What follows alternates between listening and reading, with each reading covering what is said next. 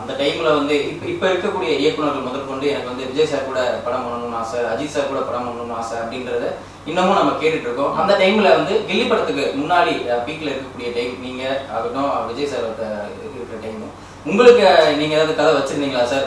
பண்றதுக்கான சாத்தியக்கூறுகள் ஏதாவது இருந்ததா? இந்த படமே சாருக்கு பண்ணுறதுக்காக ஒரு தடவை ஏவிஎம் மூலமாக எஸ்ஏ சந்திரசேகர் சாரை பார்த்து அப்போ வந்து சொன்னோம். அவங்க சார் பண்ணால் நல்லா இருக்குமேனு சரவண சார் தான் எனக்கு அனுப்பி வச்சாங்க ரன் கதையை. அப்போது வந்து அவங்க வந்து அவங்களுக்கு ஒரு பிளான் இருக்கும் இல்லையா, அடுத்தடுத்து இந்த மாதிரிலாம் போகணும், இது கிராப்பில் எப்படி இருக்குன்னு. அப்போது எஸ்ஏ சந்திரசேகர் சார் ஒத்துக்கலை. தமிழன்னு ஒரு படம் தம்பி பண்ணுறாங்க, அதனால் வந்து கமிட் ஆகிருக்காரு. ஒரு பொண்ணு பின்னாடி சுற்றுறது இந்த மாதிரி டைப் ஆஃப் படம் அப்போ அவங்களுக்கு கரெக்டாக ஆகலை, அதனால் அவங்க ஒத்துக்கலை. அதுக்கப்புறம் சண்டைக்கோடி அது சார் பண்ண வேண்டியது, அதுவும் மிஸ் ஆச்சு. வேட்டை பண்ண வேண்டியது மிஸ் ஆச்சு. அவங்க ஆடியன்ஸ் இருக்காங்கல்ல, நான் ஒரு பயங்கர ரஜினி சாருடைய ஃபேன் தான், விஜய் சாரை அவ்வளோ பிடிக்கும் எனக்கும். அவரோட படம் பண்ணணுன்னு என்னை விட என் படத்தை தனியாக பார்க்குற அவங்க ஃபேன்ஸு, அவரை பார்க்குறவங்க, இவங்க ரெண்டு பேரும் சேர்ந்த நல்லா கொள்ளன்னு விரும்பினவங்க இருக்காங்க. நிறைய பேர் சொல்லுவாங்ககிட்ட, ஏன் சார் விஜய் சார் கூட பண்ணுங்க சார்பாங்க. அது கரெக்டாக அமைஞ்சு வரல. அதான் திரும்ப திரும்ப நான் வந்து அவரை சாரை வந்து எப்பயுமே மீட் பண்ணும்போதெல்லாம் சொல்லுவேன், இந்த மாதிரி மிஸ் ஆகிட்டே போகுது சார்னு. நான் கிண்டலுக்கெல்லாம் வந்து எலெக்ஷன் வரப்போகிறதுக்கெல்லாம் முன்னாடி ஷூட்டிங் ஸ்பாட்டுக்கெல்லாம் எப்போயாவது லீவ் ஷூட்டிங் ஸ்பாட்டில் போவோம்ல, நான் கிண்டலுக்கு சார் ஒரு சினிமாவில் தான் கனெக்ட் ஆக முடியாது சார், ஒரு வார்டு கவுன்சிலர் ஆனால் சும்மா இருங்கண்ணா அப்படின்னு வாங்க. இது இன்றைக்கி வந்து இந்த காலகட்டத்தில் இல்லையா, சினிமாவில் நான் கனெக்ட் ஆகாட்டினாலும் நிச்சயமாக அவருடைய அரசியல் நிலைப்பாடு, அவர் இன்றைக்கி அவர் பண்ணுற முன்னெடுத்து போகிற எல்லா விஷயங்களுக்கும் நான் வந்து முழுக்க நான் வந்து நான் கட்சியில் சேரல, ஆனால் கட்சியில் தான் இருக்கேன். நிறைய இயக்குநர்கள் நடிகர்கள் வந்து தொடர்ந்து கட்சியில் இணைஞ்சிட்டே இருக்காங்க. உங்களுக்கு ஏதாவது அந்த மாதிரியான அரசியல் முன்னெடுப்புகள் பயணங்கள் ஏதாவது இருக்கா? அவர் கூட தானே இருக்கோம், நம்ம ஆட்சி தானே. அது இல்லை, வெறும் கட்சியில் சேர்றது மட்டும் இல்லைங்க, அது அவங்கள சந்திக்கலாம், சந்திக்காமல் இருக்கலாம், அவங்களோட வந்து நம்ம பேசாமல் போகலாம். ஆனால் ஒரு சிலரோட மட்டுமே அவங்க நம்மளை வாட்ச் பண்ணிட்டே இருப்பாங்க, நம்மளும் அவங்கள வாட்ச் பண்ணிட்டே இருப்போம். எங்கேயோ ஒரு இடத்துல எப்பயோ மீட் பண்ணுவோம், ஆனால் டெய்லி மீட் பண்ணுற மூடு இருக்கும்.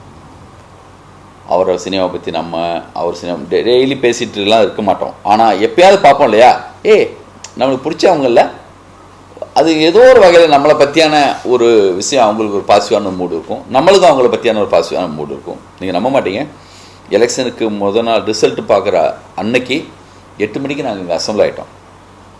நம்ம ஆஃபீஸில் ஒரு கிரிக்கெட் பார்க்குற மாதிரி, ஒரு ஃபைனல் மேட்ச் பார்க்குற மாதிரி உட்காந்து பார்த்தோம். நான், சங்கர் சார், பேரரசு சார், சரண் சார், ஒரு முக்கியமான டைரக்டர்ஸு, என்னோடய அசிஸ்டன்ஸு எல்லாருமே உட்காந்து பார்க்குறோம். நான் பன்னீர்செல்வம்னு சொல்லிட்டு ரேணிகுண்டா டைரக்டர், என்னோடய அசிஸ்டண்ட்டு, மாபெரும் நம்பிக்கை, யார் சொன்னாலும் கேட்க மாட்டார். அவர் தாங்க வர்றாரு, இத்தனை சீட்டுங்க அதெல்லாம் சொல்லிகிட்டு இருப்பார். அவர் இப்படி சொல்கிறாருன்னொன்னே அது ஒரு காமெடி. மற்றவங்களுக்கெல்லாம் உள்ளே வந்தோடனே என்ன சொல்லுவாங்க, கேட்க சொல்லுவாங்க, கேள்வி பண்ணியிருக்கேன் கேட்க சொல்லுவாங்க. அவர் 100% சொல்லுவார். அவர் மட்டும் இல்லை, எனக்கும் அந்த நம்பிக்கை இருக்கும். ஆனால் ஒரு சில நண்பர்கள் சொல்லுவாங்க, அவர் தொகுதியில் அவரே தோற்றுருவாருங்க அப்படிலாம் சொல்லுவாங்க. இல்லை, சான்ஸே கிடையாதுங்க. 2 வருஷம் கட்சி ஆரம்பிச்சு எப்படிங்க வருவார்? இந்த ஓட்டு இது இருக்குது, இதனால ஜாதி ஓட்டு, இது பிக்ஸ்டு ஓட்டு, இவ்வளோ செஞ்சுருக்காங்க, இது மட்டும்தான் வரும், இந்த கணக்கெல்லாம் போடுவாங்க. ஒரு எல்லா கணக்கையும் பொய்யாக்கி ஒரு பணத்தை கொடுத்து ஜெயிக்க முடியுமா? முடியலை. ஜாதி மூலமாக முடியுமா? முடியலை. மதத்து மூலமாக முடியுமா? முடியலை. ஒரு 2 வருஷம் கட்சி ஆரம்பித்து இந்தியா அளவில், உலக அளவில் இப்படி ஒரு மேஜிக்காக எந்த கணக்கும் பொய்யாயிடுச்சு. இது வந்து சாதாரண விஷயம் இல்லை. அதான் என்கிட்ட பிரபுதேவா சார் சொன்னார், சார் நம்ம கூட ஒரு எம்ஜிஆர் இருந்திருக்காரு சார், நம்மளுக்கு தெரியாமல் போச்சுல்ல சார் என்னார். அது நிச்சயம். அவருடைய கான்ஃபிடென்ட் லெவலு நல்லா இருப்போம். கான்ஃபிடெண்ட்டாக இருங்க. என்ன ஒரு கான்ஃபிடென்ட், அவர் எவ்வளோ நம்பியிருக்காரு. இது சாதாரண விஷயம் இல்லைங்க. சாதாரண குடும்பத்து பசங்க வந்து பணம் கொடுக்காம இத்தனை தொகுதிகளில் சாதாரண குடும்பத்து பசங்களாம் ஜெயிச்சு வர்றதுங்கிறது எவ்வளோ பெரிய விஷயம். அது இன்றைக்கி நான் கேள்விப்படுறேன், கரப்ஷனுங்கிற ஒரு விஷயமே தமிழ்நாட்டிலேருந்து சுத்தமாக போகிற மூடு இப்போ இருக்குது. அதுக்கான எல்லா பக்கமும் அதுக்கான சத்தம் கேட்குது. அவ்வளோ நியாயமாக போயிட்டுருக்கு.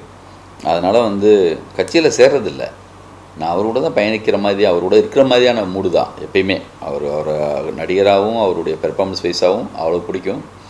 இப்போ இந்த அரசியலுக்கு வந்து அவர் வந்து எனக்கு ஒரு நாள் நைட்டு வந்து இது இன்றைக்கி சொன்னால் என்னமோ வந்துட்டாங்கடா எல்லாம் முதலே இவரெல்லாம் சொல்லிட்டாராம், தெரிஞ்சிச்சான், நம்ம தோழர்கள் காத்துட்ருப்பாங்க கண்டிப்பாக இதுக்காக சொல்கிறதுக்காக, வந்துடுவீங்களே ஜெயிச்சோடனே சொல்கிறதுக்குன்னு நினப்பாங்க. அது அவருக்கு தெரியும். எலெக்ஷனுக்கு முன்னாடி அவரை நான் மீட் பண்ணும்போது அவர்கிட்ட என்ன பேசியிருக்கேன், அவருக்கு எனக்குமான கனெக்ட் என்னங்கிறது எனக்கும் அவருக்கும் மட்டும் தெரியும்.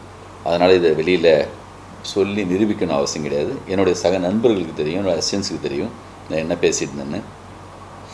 நல்லது நடந்திருக்கு, நல்லா இருக்கும்.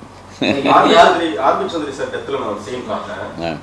நீங்கள் போயிட்டு விஜய் சார் வந்து மாலை போட்டுட்டு வெளியே வந்து காரில் இருக்காரு, உங்களை பார்த்தோன்னு டக்குன்னு காரை விட்டு கீழே இறங்கிட்டு பர்சனலாக பேசுகிற மாதிரி இருந்தது. தனிப்பட்ட அன்புக்கு உங்கள் மேலே இருக்கிற என்ன காரணம்? அதான் இல்லை, அதுக்கு முன்னாடி சாரை வந்து கோவாவில் மீட் பண்ணும்போது நான் வந்து சார் உங்கள்கிட்ட மீட் பண்ணணும் சார்னு இந்த அரசியல் ஒரு மாநாடுலாம் நடத்தினார் இல்லையா, அதுக்கப்புறம் தான் கோவாவில் வந்து கீர்த்தி சுரேஷ் மேடம் மீட்டிங் இதில் பார்க்குறேன், கல்யாணத்தில் கீர்த்தி மேரேஜில் பார்க்கும்போது சாப்பிட்டு முடிச்சுட்டு வரும்போது ஈவினிங் மீட் பண்ணலாண்ணா அப்படின்னார். ஒரு 4 மணிக்கு சார் நானும் சும்மா ஒரு 10 நிமிஷம் மீட் பண்ணணும்னு நினச்சி தான் நான் போனேன். 2 பேருடைய மீட்டிங் 1 ஹவர் போச்சு. அவர் சிஎம் ஆகிட்டா அவர் எப்படி இருக்கணும் அப்படின்னு எனக்கு என்னெல்லாம் தோணிச்சோ அது அவர்கிட்ட நான் பேசியிருக்கேன், சொல்லியிருக்கேன். அது எப்போயாவது தான் மீட் பண்ணுவோம், ஆனால் இந்த கனெக்ட் இருக்குன்னு சொன்னோம்ல கூட. இந்த மற்ற டைரக்டர்ஸ் எல்லாமே கூட என்னென்னா, சார் நீங்கள் படம் பண்ணல சார் அவரோட, என்ன சார் இவ்வளோ பயங்கரமாக இப்படி 2 பேரும் இப்படி கனெக்டில் இருக்கீங்க அப்படின்னு சொல்லுவாங்க. அது அவருக்கு பிடிச்சது நம்மளுக்கு பிடிக்கலாம். வீட்டுக்கு போனால் சாங்கெல்லாம் போடுவார்ல, பார்த்தா என்னுடைய படத்தை சாங்காக போடுவார். அப்புறம் எனக்கு எந்த பாட்டெல்லாம் பிடிக்குமோ, சிரஞ்சீவி சார் சாங்கில் இருந்து ஆரம்பித்து அங்கே தெலுங்கில் என்னென்ன பாட்டெல்லாம் பிடிக்குமோ அதெல்லாம் அவர் போடுவார். என்ன இப்படி ஒத்து போகுதுன்னு இருக்கும். படம் தான் பண்ணலையே ஒழிய இந்த ஒத்த அலைவரிசையில் வந்து இருக்கும் பல விஷயங்கள், அது நம்ம பார்க்கலாம். அப்புறம் நம்ம எல்லாருமே அவங்க எல்லாம் வாட்ச் பண்ணுறது இல்லைன்னு நினச்சிட்ருக்கோம். எல்லாரை பற்றி எல்லாமே தெரியுது. நாங்கள் வந்து ஒரு டீமாக நானும் மணி சார், சங்கர் சார் எல்லாமே இருக்கோம். அதில் வந்து கௌதம் இருக்கார், எல்லாமே இருக்கோங்கிறது வந்து வெற்றிமாறன் இருக்காங்கிறது அவருக்கு தெரிஞ்சிருக்கு. நீங்களாம் ஒன்றா உட்காந்து பேசுவீங்களாமே, என்ன சார் பேசுவீங்க, எப்படி இருக்கும், ஐயோ நல்லா இருக்குது சார், இவ்வளோ பேர் இருந்தீங்கன்னா அங்கே எப்படி இருக்கும் அப்படின்னு அவரை பற்றியெல்லாம் கேட்பார்.